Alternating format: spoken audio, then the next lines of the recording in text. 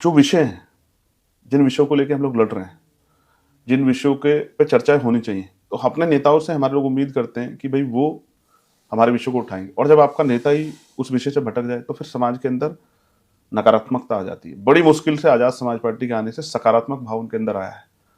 अब वो ये देख रहे हैं कि आजाद समाज पार्टी को कैसे मजबूत करना है। और जो बात मैंने आपको बाबा साहब अम्बेडकर के विषय में कही वो ये है, उसको मैं पूर्ण कर दूं कि कांग्रेस पार्टी के रहते, अकाली पार्टी के रहते, मुस्लिम लीग के रहते हुए, लेफ्ट पार्टी के रहते, बाबा साहब अम्बेडकर ने अपनी पार्टी बनाई, जिसका मैंने जिक्र किया। लेबर पार्टी बनाई उन्होंने, आरपीआई बनाई,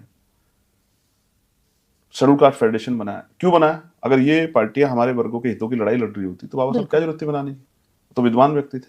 उनके जाने के बाद उनकी पार्टी के रहते काशीराम साहब ने अपनी पार्टी बनाई। क्यों बनाई? वो तो साइंटिस्ट थे, नौकरी करते रहते। उन्होंने इसलिए बनाई क्योंकि वो उनको समझ आया कि पार्टी हमारा काम नहीं कर रही। तो जिस पार्टी को उनको लगेगा कि हमारा काम नहीं करे, उसको समाज छोड़ देगा।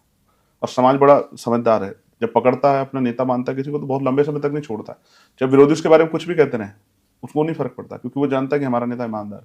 और जब छोड़ता है तो फिर चाहे वो कुछ ही कहता रहे नेता भी, फिर उसको पकड़ता नहीं है। तो समाज बड़ी विकट स्थिति में जानता है कि आंदोलन चला के शक्ति बना के ही बदलाव होगा। इसलिए मैं समाज का सम्मान करता हूँ। मैं यहाँ बैठा हूँ, इसका पूरा समय श्रेय जो है वो मेरे बहुजन समाज के लोगों को जाता है, कमजोर हक वंचित समाज के लोगों को जाता है, मेरे क्षेत्र नगीना क्षेत्र के महान तमाम जाति धर्मों के लोगों को जाता है जिन्होंने मुझे वोट दिया। लेकिन उससे पहले भी उनके साथ साथ उन लोगों को भी जाता है जिन्होंने मुझे वोट नोट के साथ साथ ये लड़ने की शक्ति संगठन बना के दी। अगर वो नहीं होते तो मैं आज कहाँ से होता, मेरी क्या हैसियत है? उन्होंने मुझे वोट दिया है, नोट दिया है। इतने महंगे बाजार में, राजनीतिक बाजार तो बहुत महंगा हो गया ना, करोड़ों रुपए लगते हैं, मुझे उन्होंने एहसास नहीं होने दिया कि मुझे किसी आगे हाथ फैलाना पड़े।